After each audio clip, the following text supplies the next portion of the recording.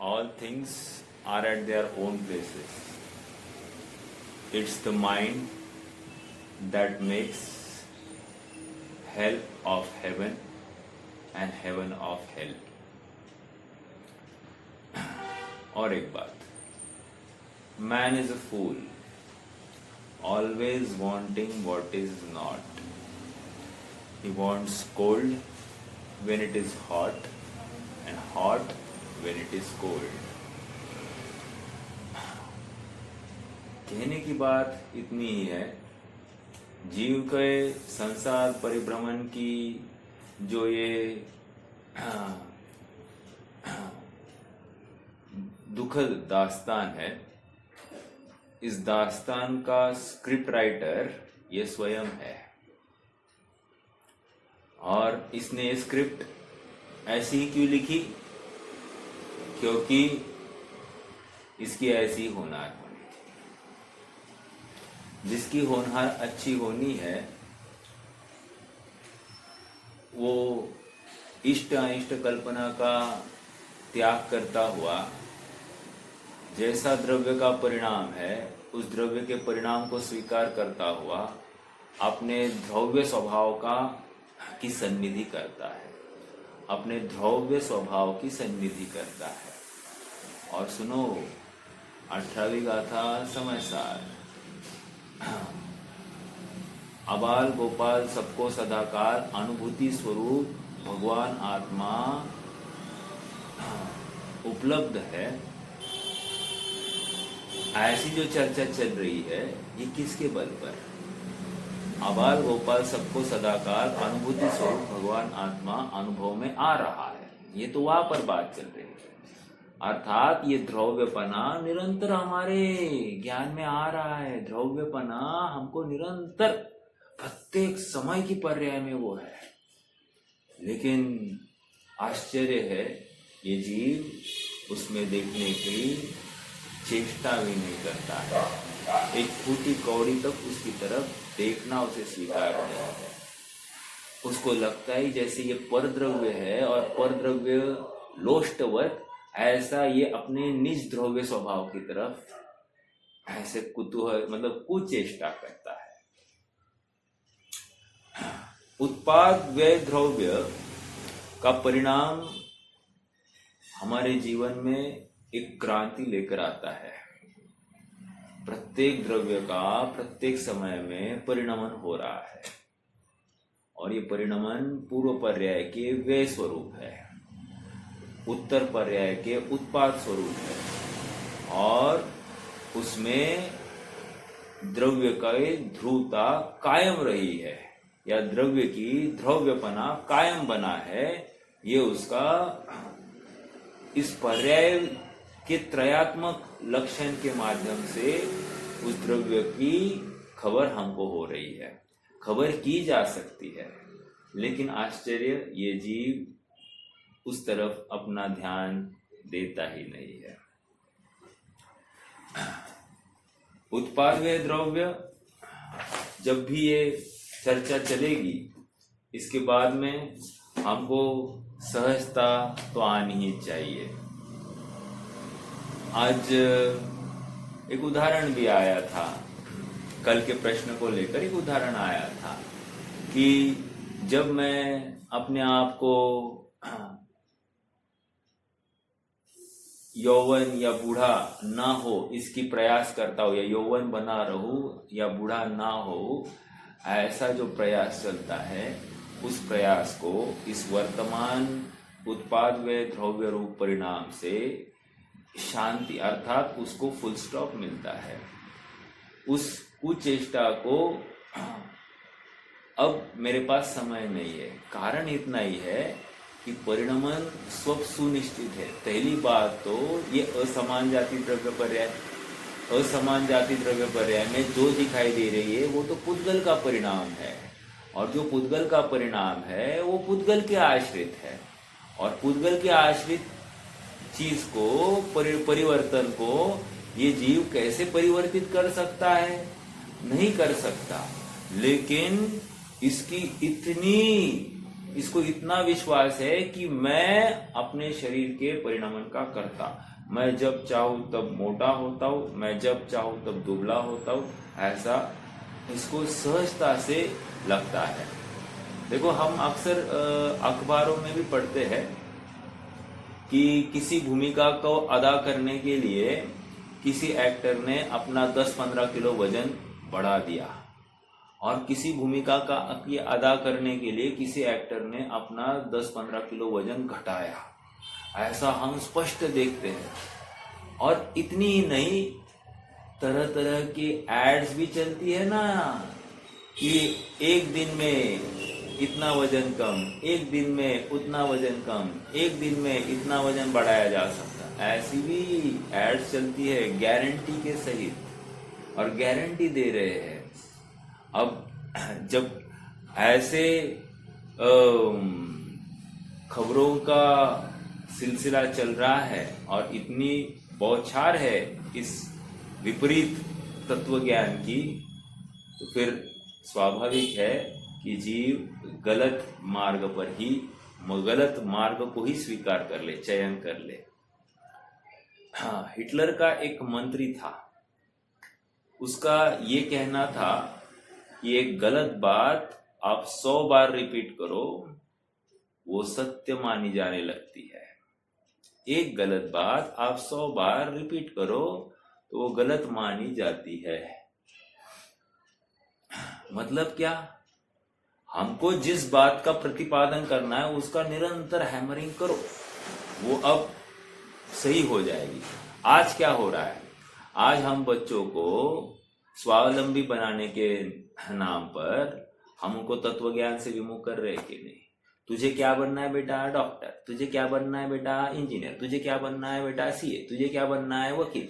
हम इसके अलावा तुझे भगवान बनना है, ऐसा कोई समझ देते हैं क्या?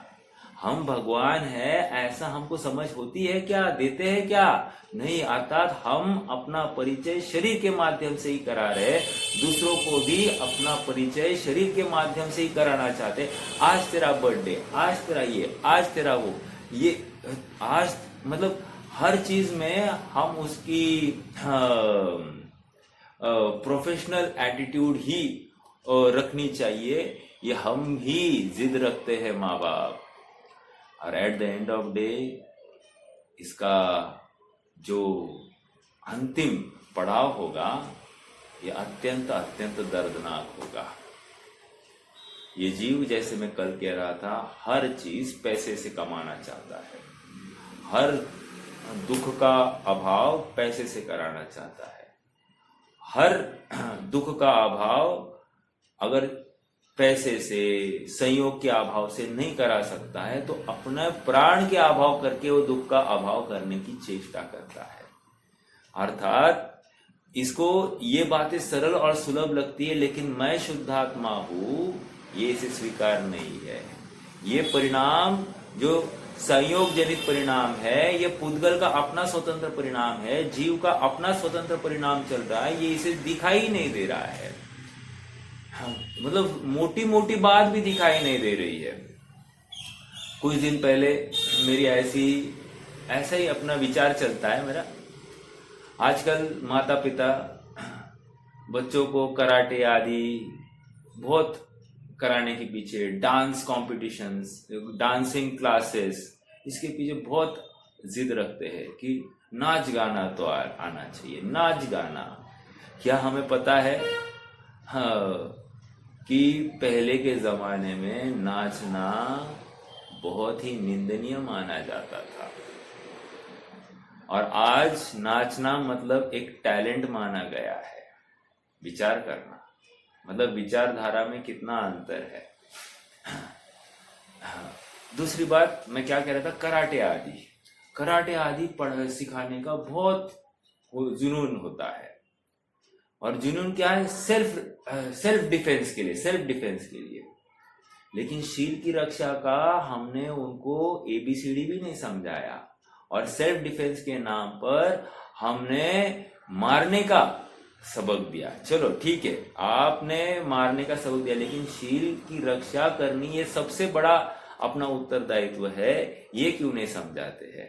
और शील की रक्षा मात्र कोई हमको मारे या हमारी छेड़खानी करे इससे नहीं होती है।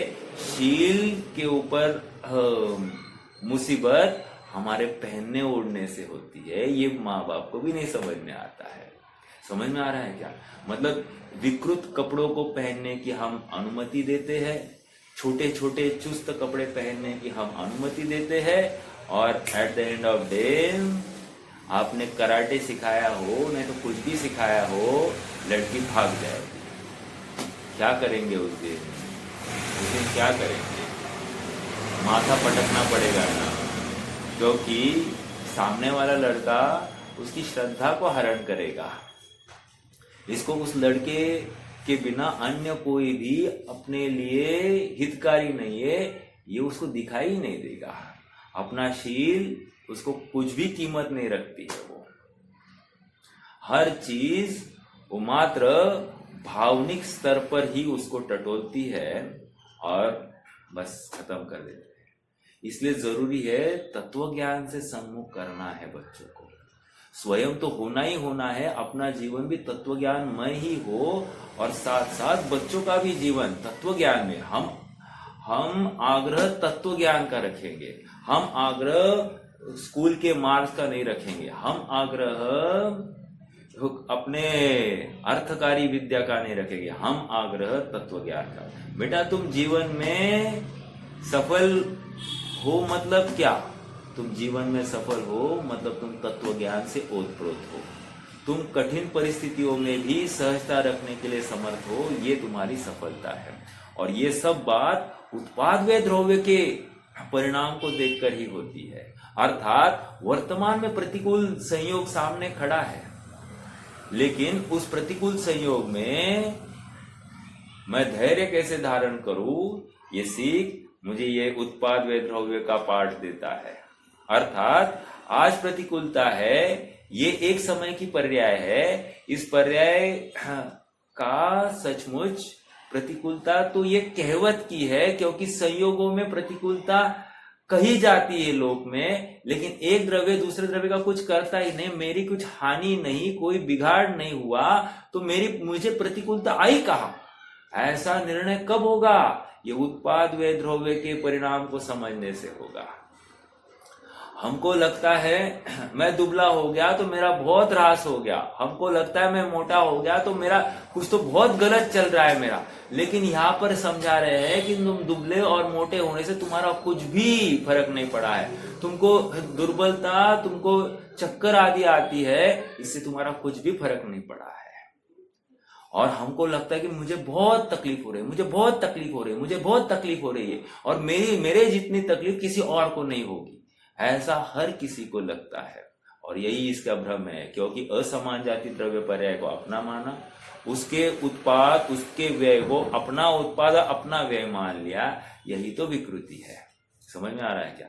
अगली गाथा तो इसी के ऊपर फोकस करने वाली है, 103 नंबर की गाथा। बट यहाँ पर भी उत्पाद व्यय द्रव्य को जो समझा रहे हैं, कह रहे हैं कि उत्पाद द्रव्य का नहीं हुआ है, व्यय द्रव्य का नहीं हुआ है, और स्थिरता द्रव्य की नहीं रही है। तो क्या हुआ है? उत्पाद पर्याय का हुआ है, व्यय भी पर्याय का हुआ है, और द्रव्यपना भी पर्याय में ही कायम बना रहा है। हाँ, द्रव्य के समान द्रव्यपना, अर्थात ध्रुव के समान द्रव्यपना कायम रहा है। ये जब तक हम नहीं समझते हैं तब तक ये त्रयात्मक परिणाम हम समझ ही नहीं पाएंगे। इससे पर्याय एक समय की है, ये विश्वास हमको होता ही नहीं है। मेरा आप सबसे एक प्रश्न है, वर्तमान में मैं जो आपको दिखाई दे रहा हूं, उसके अनंतर समय में एक समय बाद जो आपको दिखाई दे रहा हूं, वो वही है या अन्य है? मतलब ये जो ये मतलब असमान जाति अवस्था, इसमें जो पुद्गल परमाणु जो दिखाई दे रहे हैं आपको, जो शरीर दिखाई दे रहा है, ये वही है या अन्य है? मैं गोमटसार कर्मकांड के माध्यम से आपसे आंसर चाहता हूं। गोमटसार कर्मकांड के माध्यम से जो अभी आपको मेरा ये शरीर दिखाई दे रहा है, अगले समय में वही है या अन्य है? प्रति समय हो रहा है ना,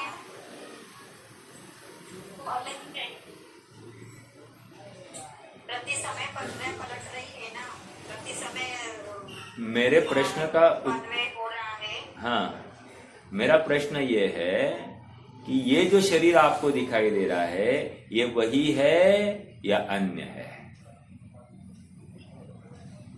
अन्य है, क्योंकि परमाणु जा रहे अनंत परमाणु जा रहे हो कई परमाणु हो रहा है। समझ में आ रहा है क्या? कितने जनों को समझ में आया? अरे जो पहले समय का श्रीपाल का शरीर है, अगले समय में श्रीपाल का जो शरीर दिखाई दे रहा है उससे तद्दन जुदा है। क्यों? क्योंकि पहले समय में गई वे आहार वर्गणाएं, नवीन आहार वर्गणाएं ग्रहण करके ये शरीर तैयार हुआ है। ओ माय गॉड, मुझे तो इन बातों की खबर ही नहीं थी। अब मेरा प्रश्न है, ये उत्पाद व द्रव्य का लॉजिक कितना सही है? वो भूतकाल का चला गया, नवीन आया है। अब नवीन आया है, वो नवीन परमाणु ग्रहण करके खड़ा हुआ है। अब मैं जिसके लिए तैयार प्रयास कर रहा था वो तो पर्याय भी चली गई। अब जो सामने है वो भी एक समय का है और वो भी चले जाने वाला है। तो मेरा जो प्रयास है वो निरर्थक हुआ कि नहीं इस शरीर के लिए? कितने जन समझ रहे हैं? समझ में आ रहा है क्या? तो मैं दुबला हुआ, मैं तबीयत बहुत ढीली हुई है, अब बुढ़ापा हो गया, मुझसे कुछ होता नहीं है। अरे ये बुढ़ापा कुछ नहीं है, तुझमें बुढ़ापा है ही नहीं। पहले ये बात मान। हाँ, तेरी इच्छाएं, विषय वासनाएं अगर तरुण हो रही है तो तू बूढ़ा है, और उस समय में अपने बुढ़ापे को याद करना। लेकिन तेरी विषय वासना टूट रही है, स्वभाव सन्मुख हो रही है, तो बुढ़ापा है ही नहीं तुझमें। मैंने तर्क दिया, बुढ़ापा ये मेरे तत्व चिंतन में बाधक नहीं है। हाँ, बुढ़ापा तत्व चिंतन में बाधक नहीं है। क्यों? बुढ़ापा शरीर की अवस्था है और शरीर मैं हूं ही नहीं। शरीर का उत्पाद व्यय द्रव्यपना सब उस शरीर के आश्रित है, मेरा क्या है उसमें? बहुत विशेष है, विचारणीय बिंदु है। मतलब मैंने तो आचार्य देव तो बहुत स्थूल उदाहरण दे रहे हैं। वो क्या कह रहे हैं, यह ऐसी उंगली है तुम्हारी, है ना, उंगली का अभी सीधा हो गया, वक्र उंगली सीधी हो गई। प्रश्न ये किया है, इसमें क्या हुआ है? कौन उत्तर देगा? वक्र उंगली सीधी हो गई है, इसमें क्या हुआ है?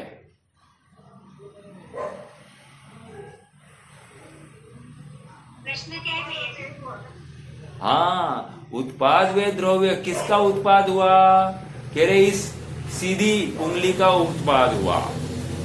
वक्र उत्पाद का, वक्र पर्याय का व्यय हुआ, मतलब उंगली के वक्रपने का व्यय, उंगली के रुजु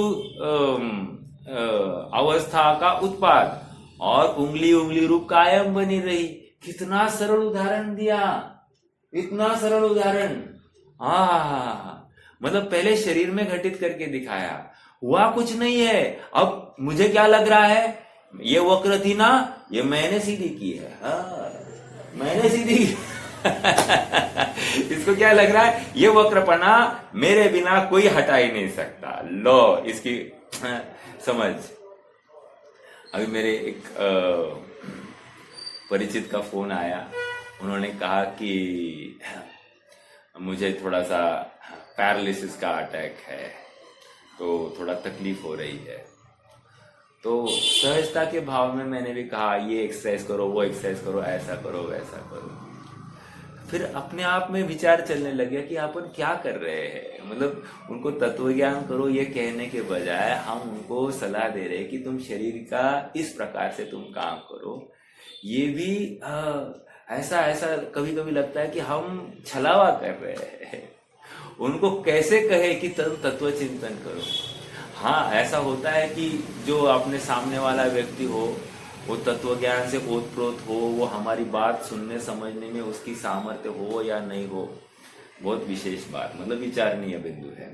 हाँ चलो, मतलब कहने की और एक उदाहरण क्या दिया था, कौन बताएगा? एक वक्र उंगली का उदाहरण दिया था, दूसरा उदाहरण क्या दिया था, कौन बताएगा?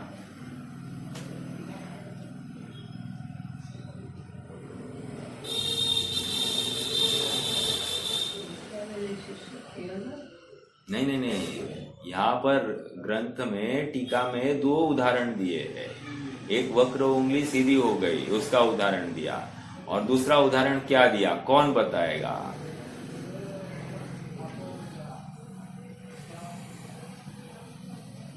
कितने जन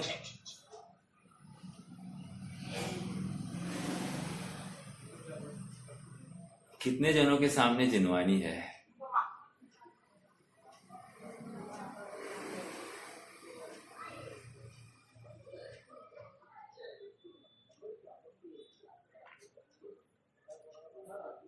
मेरी आवाज तो आ रही है ना सबके सामने? देखो पेज नंबर 69। रामपात्र वो पहले ही दिया था, ठीक है, वो तो था ही, लेकिन ये 2 उदाहरण एक साथ दिए हैं। टेढ़ी उंगली रुजु गति से को प्राप्त हो गई, और क्षीण कषाय के अंतिम समय में केवल ज्ञान की उत्पत्ति। क्षीण कषाय के अंतिम समय में, क्षीण कषाय मतलब क्या? 12वां गुणस्थान, 12वें गुणस्थान का अंतिम समय है, तो वो क्षीण कषाय के अंतिम समय में केवल ज्ञान की उत्पत्ति। अर्थात यहाँ पर फिर से वही कह रहे हैं कि 12वें गुणस्थान के अंतिम समय की पर्याय का व्यय, वो व्यय क्षण जो है उसी समय में केवल ज्ञान की पर्याय का उत्पाद क्षण है, उसी समय में है, और जीवपने कायम बना रहा है, ये उसका ध्रुव्यपना है। तो कह रहे सब हो गया ना यहाँ पर। अब इसमें प्रश्न ये है कि किसने क्या किया है? वो पर्याय, पूर्व पर्याय स्वयं नाश को प्राप्त हो गई, उत्तर पर्याय स्वयं उत्पाद को प्राप्त हो गई, और उसी समय में जीव का जीवत्व या ध्रुव्यपना कायम रहा, ये भी स्वयं हो गया है स्वभाव से। तो इसमें किसने क्या किया है? किसी ने कुछ नहीं किया है। समझ में आ रहा है क्या? ये त्रयात्मक परिणाम अपने आप वहां पर उस पर्याय में हुआ है, अर्थात तो केवल ज्ञान की उत्पत्ति का जन्म क्षण सुनिश्चित है, सुनिश्चित।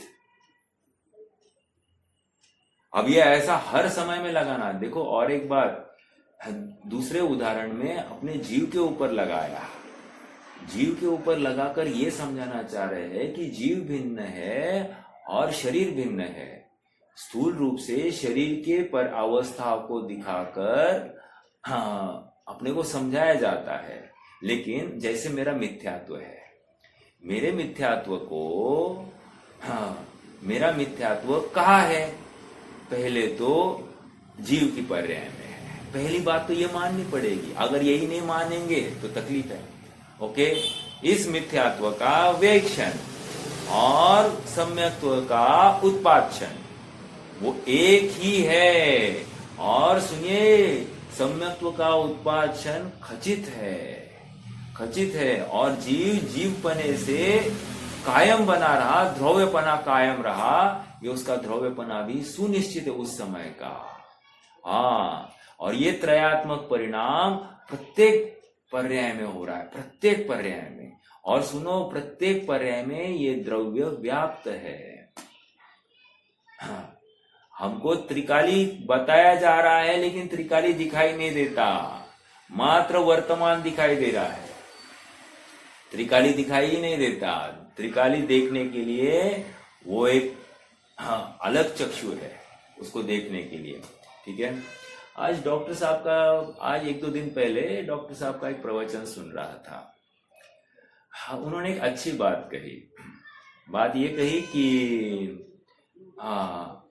हमको पानी में अनंत जीव है, ये क्यों नहीं स्वीकार हो रहा है?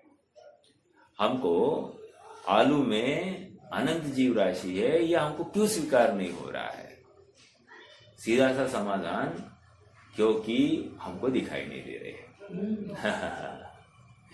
जिस दिन हम उनको विशेष किसी यंत्र के माध्यम से उनको दिखाए, ये देखा ऐसे इतने जीव है, इतने त्रस दिखाई दे रहे, इतने स्थावर दिखाई दे रहे हैं, ऐसा हम उनको दिखाए, तो अब कौन सा बच्चा होगा कि उसको लट से बिलबिलाते हुए त्रस उसमें बिलबिलाते रहे हैं, ऐसे जीव वो प्राण करे?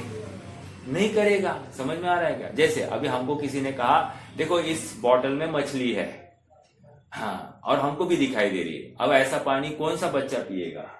नहीं पिएगा। अब दूसरी बात, अब पानी की ग्लास है, ग्लास में हमारी आंखों से एक भी जीव दिखाई नहीं दे रहा, लेकिन उसमें अनेक मछलियां हैं जो दिखाई नहीं देती है। अब हम धमाधम पी रहे कि नहीं पी रहे? बिना छने पी रहे कि नहीं पी रहे? क्यों पी रहे हैं? क्योंकि हमको दिखाई नहीं दे रही है। जिस दिन ये ज्ञान होगा कि इसमें मछलियों जैसे अनंत जीव है, तो उस दिन हम पिएंगे या नहीं पिएंगे? नहीं पिएंगे। तो कहने की बात यह है कि ये ज्ञान कैसे कराया जाएगा? ज्ञान एकमात्र जिनवानी के माध्यम से ही कराया जाएगा, अन्य प्रकार से नहीं। समझ में आ रहा है क्या? हाँ, एक मिनट।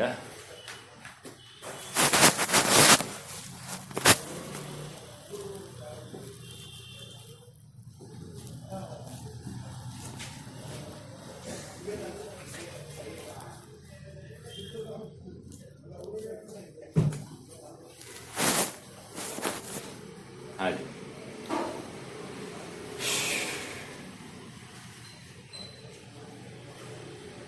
प्रत्येक पर्याय अपने स्व समय में खचित, उसका जन्मक्षण सुनिश्चित। ये मानो मानो मानो तो पर द्रव्य का कर्तृत्व छूट जाएगा, अपने आप छूट जाएगा। अरे पर द्रव्य का कर्तृत्व छोड़ो, निज द्रव्य का कर्तृत्व भी छूट जाएगा कि मुझे ये करना ये भी भार नहीं होगा, मैं तो आनंद लेता हुआ पाया जाऊंगा। देखो एक प्रश्न है आप सबसे।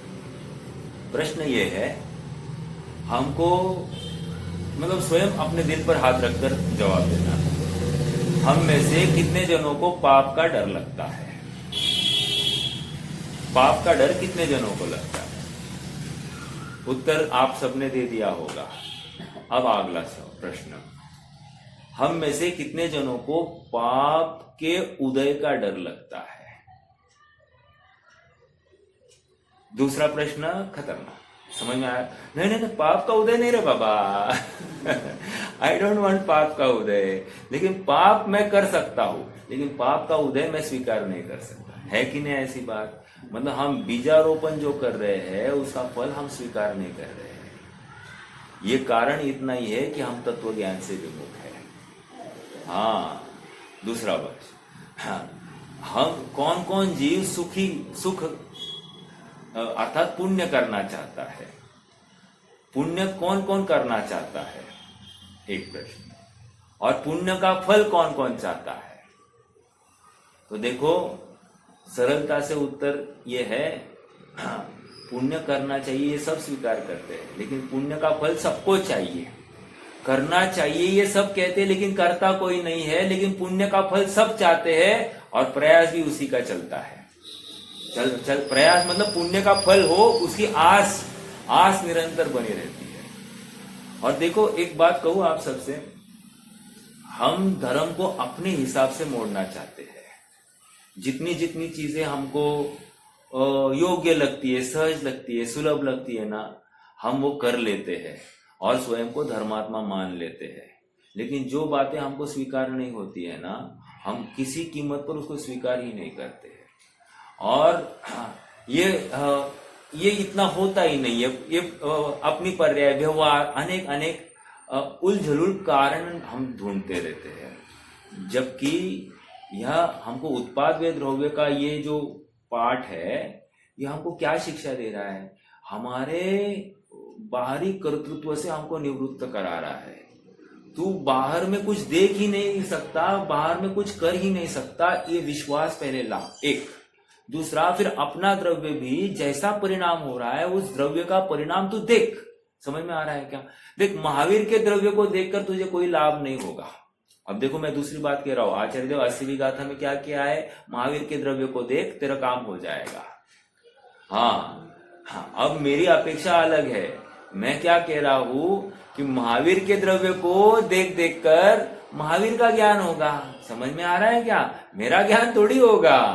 हाँ, महावीर का ज्ञान जिसमें हो रहा है उसको देखूंगा तो फिर मुझे लाभ होगा। समझ में आ रहा है क्या? हाँ।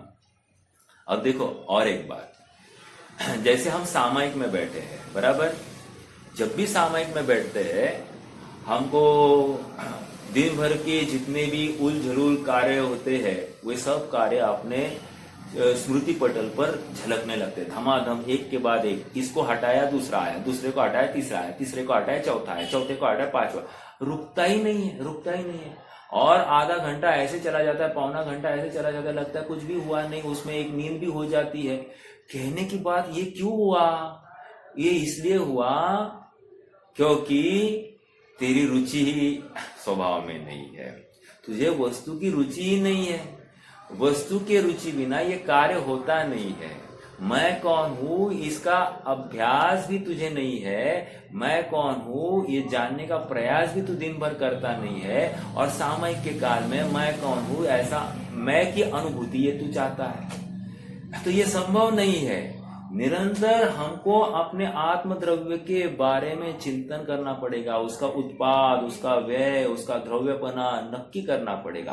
प्रत्येक समय में जो ज्ञान का गेय बन रहा है, वो ज्ञान का गेय जो बन रहा है वो उत्पाद क्षण है। पूर्व का जो व्यय को प्राप्त हो गया वो व्यय क्षण है। समझ में आ रहा है क्या? जैसे रोटी है, रोटी बेली जा रही है, तो जिस रोटी का बेली जा रही है वो रोटी का मतलब उस कच्ची रोटी का उत्पाद क्षण। अब उसी को तवे पर सेकने के रख दिया तो वो सेकती हुई रोटी का वो उत्पाद क्षण, तो पूर्व की पर्याय का व्यय क्षण है। और ये सब ज्ञान में बराबर चित्रित हो रहे हैं। समझ में आ रहा है क्या? ये हमको ऐसा नक्की करना पड़ेगा। हम क्या करते हैं? मैं इस रोटी का करता हूं, मैंने इस रोटी को बनाया, मैंने देखो अपनी बुद्धि से ये सब ठीक बनाया, मैंने सब्जी अच्छी की, मैंने ऐसा किया, तो मैं के नाम पर हम उसके कर्ता बन जाते हैं। और यहाँ की ये गाथा हमको कह रही है कि तू पर द्रव्य का कर्ता बन ही नहीं सकता। हमारे कर्तृत्व का अहंकार तोड़ने के लिए ये गाथा है। 101, 102, 100 नंबर की गाथा समय सार 100, 101, 102, वहां पर भी उस घड़े का कर्ता कौन, यही बात समझाई है। यहाँ पर भी 100, 101, 102 गाथा में मैं परद्रव्य का कर्ता नहीं, यही बात समझाई जा रही है। अरे आपको मैचिंग दिखाई दे रहेगा, मैचिंग। हाँ, समय सार में भी घड़े का कर्ता कौन ये दिखाया गया, यहाँ पर भी द्रव्य का कर्ता कौन है ये दिखाया जा रहा है। वहां पर भी घड़ा दिखाया, यहाँ पर राम पात्र दिखाया। अब देखो तो सही, आचार्य देव सहज योग कैसा है कि बराबर दो दो घड़े दोनों जगह पर खड़े हैं। हाँ, देखो ऐसा अभ्यास करते हैं ना तो विशेष अपने को आनंद भी होता है। हालांकि ये आनंद क्या परमार्थ आनंद नहीं है, लेकिन तुलनात्मक अभ्यास में वो रुचि अपने को वो अभ्यास करवाती है। और ये नहीं करेंगे तो और क्या करेंगे? अपना उपयोग कहाँ लगाएंगे?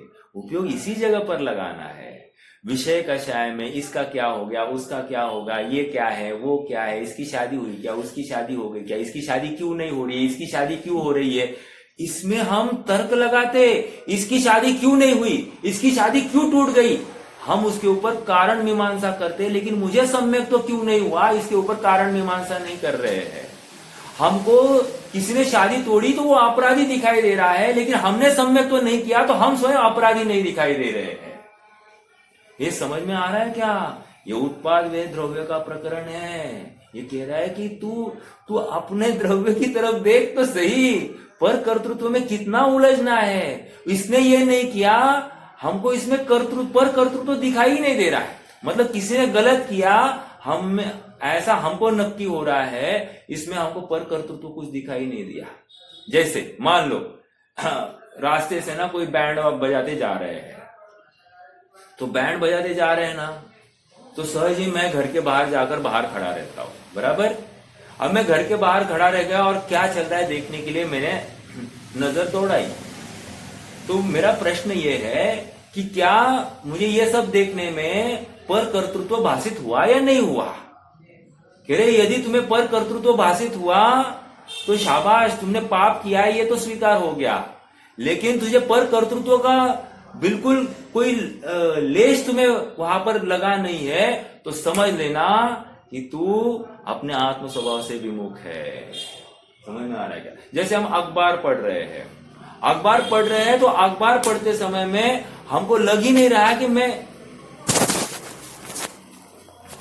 अखबार पढ़ रहे हैं, कौन सा पक्ष जीतने वाला है, कौन सा हारने वाला है, इसने क्या कहा, उसने क्या कहा, कहाँ पर बलात्कार हो गया, कौन जीता, कौन हारा, इसके ऊपर कोई नवीन कुछ है? खाली पात्र बदल रहे हैं, लेकिन खबर कोई नवीन है नहीं। अब शेयर मार्केट इतना बड़ा, शेयर मार्केट इतना लुढ़का, सोना इतना बड़ा, सोना इतना घटा, इससे अलावा और कुछ है क्या? अर्थात इसमें आप क्या देख रहे हैं? सोना, एग्जाम्पल, सोने का भाव 70,000 से 71,000 हो गया, एग्जाम्पल। तो क्या हो गया? 70,000 की पर्याय का व्यय हुआ, 71,000 की पर्याय का उत्पाद हो गया, बस इतना ही तो हुआ है ना। लेकिन हम उस घटना विशेष को कहे 70 से 71, आंखें फाड़ फाड़ के देखता है, अरे दुखी हो गया। और ये आंकड़ा देखकर ये दुखी हो जाता है, काश मेरे पास पैसे थे, मैं ले लेता। समझ में आ रहा है क्या? तो ये क्या है? पर द्रव्य के कर्तृत्व इसके अभिप्राय में बैठा है, ये हमको समझना है। आप समझ रहे उत्पाद वे द्रव्य कैसे है? हुआ कुछ नहीं है, वो 70 की 80, 70 का 80 हो गया भाव, तो वो भाव का परिणमन हुआ है ना। अर्थात पूर्व पर्याय का व्यय उसी समय में उत्तर पर्याय का जन्म क्षण है, और वो अपने स्व काल में खचित है। आश्चर्य की बात है। और हमको लग रहा है कि मैं इसको मैनिपुलेट कर रहा हूं। मैंने सोना लेकर रखा इसलिए मैं अमीर हो गया, मैंने जमीन लेकर रखी इसलिए मैं अमीर हो गया। नहीं, तो क्या हुआ है? उदाहरण, चलो, मैंने जमीन लेकर रखी, 10 लाख की जमीन आज 20 लाख हो गई, क्या हुआ है?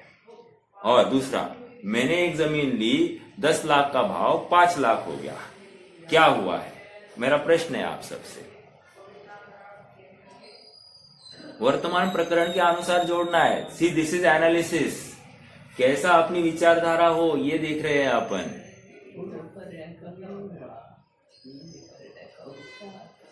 देखो, 10 लाख की पर्याय का व्यय हुआ, 20 लाख की पर्याय का उत्पाद हो गया। और क्या हो गया है? जमीन तो जमीन ही है, द्रव्यपना। समझ में आया? दूसरा उदाहरण, 10 लाख की पर्याय का व्यय हो गया और 5 लाख की पर्याय का उत्पाद हो गया। जमीन तो जमीन है। अब किसी ने मुझे ठगाया, किसी ने मेरा लाभ कराया, बात ही कहाँ रहती है? कोई बात नहीं है। समझ में आ रहा है क्या? सारा परिणमन स्वयं में अपने अपने में हो रहा है। इसका हम स्वयं को कर्ता माने, दूसरे को कर्ता माने, है ये हो ही नहीं सकता। सारा उत्पाद वे द्रव्यात्मक परिणाम है, और वो स्व समय में खचित है। पुद्गल परमाणु का पुद्गल परमाणु स्व समय में ऐसा खचित परिणाम है। ये हमको दिखाई दे रहा है कि नहीं दिखाई दे रहा है? देखना है। नहीं दिखाई दे रहा तो देखो। समझ में आ रहा है क्या? हाँ, बच्चे जो मोबाइल पर गेम्स देख रहे हैं, क्या हो रहा है उससे? हाँ, वहां से मोबाइल से सुख का अनुभवन कर रहे हैं ना। मोबाइल की गेम खेलने से मैं सुख का अनुभवन होगा, इसी मान्यता से चल रहा है ना। तो बस आत्मा से विमुख होने का भाव और मोबाइल सन्मुख होने का भाव, अर्थात आत्मा से विमुख ये व्ययपना और मोबाइल सन्मुख होने का भाव ये उत्पादपना, और आत्मा आत्मपने कायम रहा। समझ में आ रहा है? आत्मा से विमुख होने का भाव मतलब मैं ये नहीं कह रहा कि सम्यक दृष्टि है, मतलब किसी एक कार्य से व्यय हुआ, दूसरे कार्य रूप प्रवृत्त हो गया, और बस आत्मा रूप से अर्थात उपयोग रूप से बना रहा। और क्या रहा है? कुछ भी नहीं हुआ है। ये जब ये फ्लो हमको दिखाई देने लगेगा तो प्रत्येक अवस्था में, सुनो अब महत्व की बात, इससे हमारा लाभ क्या है? जैसे एक विकृत पर्याय उसका व्यय हो गया, दूसरी विकृत पर्याय का उत्पाद हो गया, और उसमें द्रव्य रूप से कायम रहा। इसमें हम क्या सीख ले? दो मिथ्यात्व की पर्याय में हम क्या सीख ले? कह रहे इन सब में मैं था ना, और मेरा स्वभाव वैसे का वैसा कायम रहा। अर्थात कितनी भी विकृत पर्याय में भी ये द्रव्य में ही खचित थी एक। अब लेकिन इससे हुआ ये है कि इससे मैं सुखी हुआ नहीं हूं, सुखाभास हो गया है। सुख बाहर से नहीं आता है, सुख अंदर से आता है। जो सुखवान है उसी के आश्रय से सुख उत्पन्न होता है, जो सुखवान नहीं है उसके आश्रय से सुख कैसे उत्पन्न होगा? ऐसा लॉजिकली विचार करना। विचार करने के बाद में अपने आप जब ये निर्णय होता है, ये उत्तर आता है कि बाहर से सुख आ ही नहीं सकता, तो अब मैं बाहर में सुख देखने के लिए प्रयास करूंगा? नहीं करूंगा। समझ में आ रहा है क्या? ऐसा तत्व चिंतन, ऐसी तत्वधारा उत्पाद व द्रव्य के बल पर होती है और कर्तृत्व का अहंकार टूट जाता है। द्रव्य की कड़ी में वो जैसा चित्र निश्चित है सो है, उसको देखना है और कुछ नहीं करना है। मुझे द्रव्य में आगे पीछे कुछ नहीं करना है, जो चित्र है उस चित्र को देखना है एज अ तमाशगीर। आया है ना ऐसा? आयो है अचानक भयानक असाता कर्म, ताते दूर करवे को बलि कौन हरे। जे जे मन भाए पूर्व, कमाए ते पाप आप, ते ही अब आए निज उदय काल लहरे। एरे मेरे वीर तू काहे को होत अधीर या में, को न सिर तू अकेलो आप सहरे। गए दिल गिर कछु पीर नबी नसी जाए, ताही ते सयाने तू तमास गिर रह रे। ताही ते सयाने तू तमास गिर रह रे। अरे ये प्रतिकूलता सही नहीं जा रही, सही नहीं जा रही, ऐसा मत कहो। क्यों?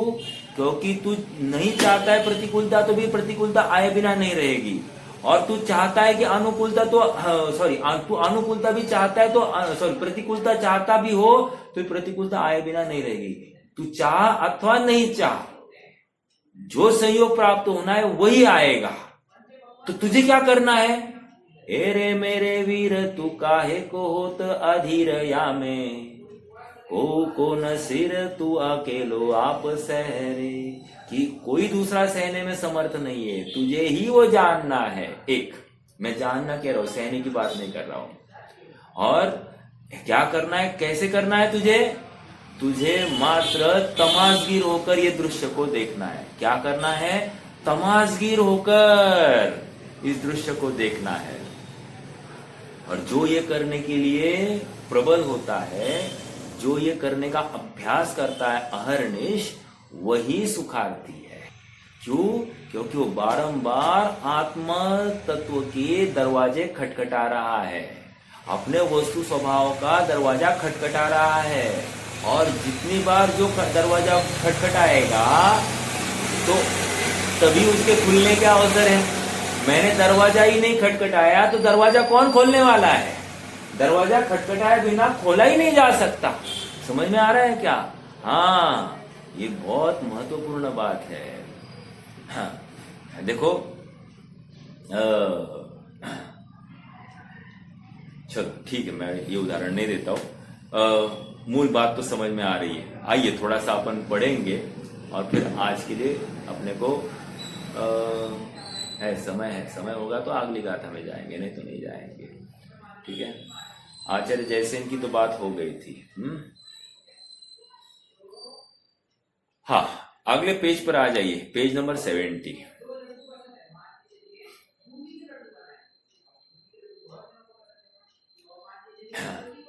एक साथ 3 पर्याय किस प्रकार हो सकती है? हे ज्ञान वृंद, आचार्य देव इस बात का समाधान करिए। प्रश्न प्रश्नकार के मुख में डाला है। आचार्य देव कहते हैं कि यदि भिन्न भिन्न द्रव्यों के उत्पाद आदि हो तभी तीनों को भिन्न भिन्न समय में कहा जा सकता है। जहां एक द्रव्य में तीनों घटित करना हो तो द्रव्य दृष्टि से एक समय में तीनों होना संभव है। महत्वपूर्ण बात क्या कह रहे हैं? द्रव्य दृष्टि से एक समय में तीनों होना संभव है। आगे, द्रव्य दृष्टि से एक समय में तीनों होना मतलब क्या? द्रव्य दृष्टि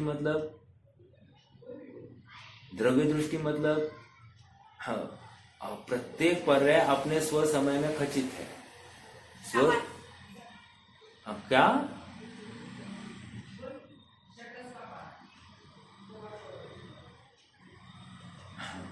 सामान्य विशेषात्मक द्रव्य के ऊपर दृष्टि है। सामान्य विशेषात्मक नहीं है ये। नो नो नो, सामान्य विशेषात्मक की बात नहीं चल रही है यहाँ। द्रव्य दृष्टि कहकर उत्पाद व द्रव्य में ही लगा रहे हैं।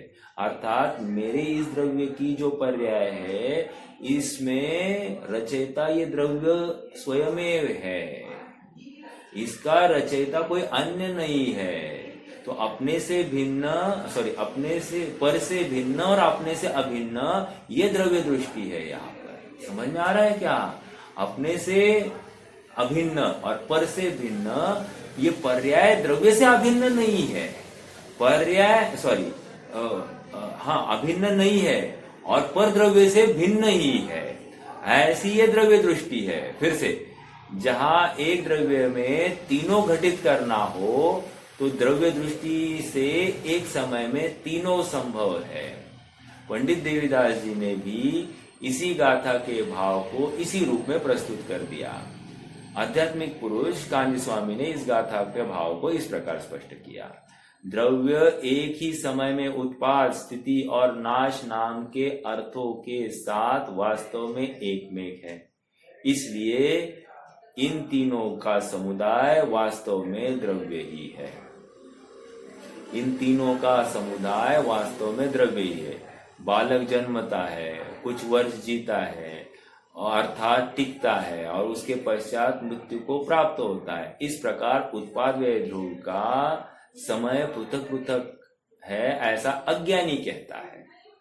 अब उपरोक्त शंका का समाधान करते हुए अज्ञानी को कहा जाता है कि यदि उत्पाद होने के समय संपूर्ण द्रव्य उत्पन्न होता हो तथा व्यय होने के समय संपूर्ण द्रव्य का नाश होता हो और ध्रुव रहने के समय संपूर्ण द्रव्य केवल ध्रुवत्व को ही प्राप्त हो, तो तुम्हारा तर्क उत्पाद व्यय और द्रव्यत्व के समय भेद की बात सही ठहरे। अगर द्रव्य में ऐसा हो तो तुम्हारे तर्क सही है, लेकिन द्रव्य में ऐसा नहीं ना हो रहा है। यदि संपूर्ण द्रव्य एक अंश में आ जाता है तो अज्ञानी की उक्त बात को बराबर है। एक अंश मतलब या तो उत्पाद, या तो व्यय, या तो द्रव्य। देखो सांख्य मत वालों ने मात्र उत्पाद माना है, नित्यता अर्थात ध्रुवत्व माना है, सॉरी नॉट उत्पाद। बौद्ध मत ने मात्र व्यय माना है। समझ में आ रहा है क्या? तो ये दोनों अपेक्षाएं गलत है ना। ऐसा होता ही नहीं ना द्रव्य में। जब होता नहीं तो कैसे माने उसको? हमको लगता है इसलिए मानी, ये कहां से लाई बात? हमको लगा ऐसा, तो तुमको लगने से वस्तु स्वरूप बदलेगा नहीं। जैसी वस्तु है वैसे तुम्हें लगना चाहिए तो तुम्हें सम्यक तो होगा। जैसी वस्तु नहीं है वैसा लगता रहेगा तो तुम्हें सम्यक तो तीन काल में नहीं होगा और ना तुम्हारी वस्तु सम्मुख दृष्टि होगी। और यदि तुम वस्तु की प्राप्ति के लिए भी गलत धारणा से बैठोगे तो तुम्हें गलत धारणा में जो गलत धारणा बनाई रखी है वैसी ही वस्तु दिखाई देगी, जैसी वस्तु है वैसी दिखाई नहीं देगी, अर्थात अनुभव तो नहीं होगा। यदि संपूर्ण द्रव्य एक अंश में आ जाता हो तो अज्ञानी की उक्त बात बराबर है, किंतु ऐसा नहीं है, क्योंकि संपूर्ण द्रव्य अकेले उत्पाद में अथवा अकेले व्यय में अथवा अकेले ध्रुव में नहीं आता, अपितु तीनों एक होकर एक द्रव्य है, इसलिए उनमें समय भेद नहीं है। इसी तरह आत्मा में भी सम्यक दर्शन की उत्पत्ति, मिथ्या दर्शन का व्यय और आत्मा का ध्रुवत्व एक ही समय में है, इनमें समय भेद नहीं है। इस तरह प्रत्येक आत्मा और परमाणु में उत्पाद व्यय ध्रुवत्व एक ही समय में है। जो उत्पाद लक्षण है वह व्यय तथा ध्रुवत्व का लक्षण नहीं है। अब महत्वपूर्ण बात। अब यहाँ पर लक्षण कह रहे हैं, शब्दों के ऊपर गौर करना। जो उत्पाद का लक्षण है वो व्यय का तथा ध्रुवत्व का लक्षण नहीं है। जो व्यय का लक्षण है वह उत्पाद तथा ध्रुवत्व का लक्षण नहीं है। और जो ध्रुव का लक्षण है वो उत्पाद तथा व्यय का लक्षण नहीं है। लक्षण पृथक पृथक है, इसलिए लक्ष्य भी पृथक पृथक है। क्या कह रहे हैं यहाँ पर? लक्षण पृथक पृथक इसलिए लक्ष्य पृथक पृथक। कौन समझाएगा इस बात को? लक्षण पृथक पृथक इसलिए लक्ष्य भी पृथक पृथक।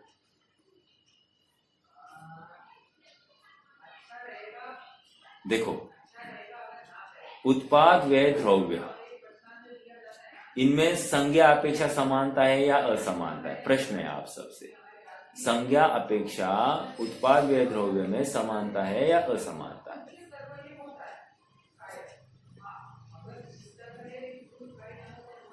जरा जवाब देंगे तो अच्छा होगा। समानता है। नहीं है, समानता नहीं है। उत्पाद अलग नाम है, व्यय अलग नाम है और द्रव्य अलग नाम है। एज अ नेम उत्पाद इज नॉट व्यय, मतलब उत्पाद ये स्पष्ट शब्द अलग दिखाई दे रहा है, व्यय ये अलग शब्द दिखाई दे रहा है और द्रव्य अलग शब्द दिखाई दे रहा है, तो तीनों समान नहीं है। उत्पाद व्यय द्रव्य अलग अलग है, तो संज्ञा अपेक्षा भिन्न। ओके, अब लक्षण अपेक्षा भिन्नता देखेंगे। लक्षण, उत्पाद अपेक्षा लक्षण क्या है? उत्पन्न होना, पर्याय की उत्पत्ति, ये पर्याय ये उसका उत्पाद लक्षण है। उत्पाद को प्राप्त होना, नवीन नवीन अवस्था की निर्मिति होना, ये क्या हो गया? उत्पाद, राइट। तो लक्षण भी उत्पाद का अलग दिखाई दे रहा है। व्यय का क्या है? पूर्व पर्याय का नाश होना, व्यय होना, ये व्यय का लक्षण दिखाई दे रहा है। और द्रव्य क्या है? कह रहे हैं द्रव्य पना, अर्थात द्रव्य की कायम रहना, द्रव्य जैसा स्वभाव कायम बना रहना, ये द्रव्य का लक्षण है। और ये द्रव्य का लक्षण अपना अपना स्वतंत्र है। तो लक्षण अपेक्षा इन उत्पाद व द्रव्य में भी भिन्नता है। समझ में आ रहा है क्या? अब प्रयोजन, प्रयोजन क्या है? उत्पाद निर्माण करना, व्यय नाश करना, द्रव्य बनाए रखना।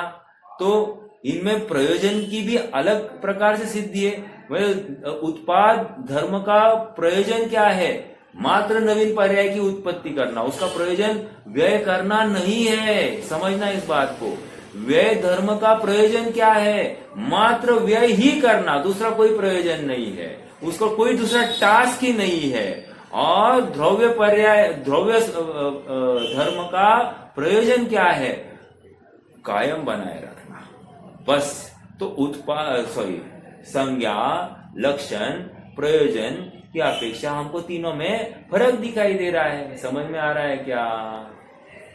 तीनों में फर्क दिखाई दे रहा है। तीनों का लक्षण एक, तीनों का एक लक्षण हो तो तीनों एक हो जाएंगे। समझ में आ रहा है क्या? अगर उत्पाद का लक्षण, व्यय का लक्षण और द्रव्य का लक्षण एक होगा तो तीनों एक होंगे कि नहीं? फिर उनमें खाली शब्द भेद है, लक्षण भेद नहीं है, प्रयोजन भेद नहीं है, लेकिन लक्षण भी अलग है, प्रयोजन भी अलग है। ओके, इसलिए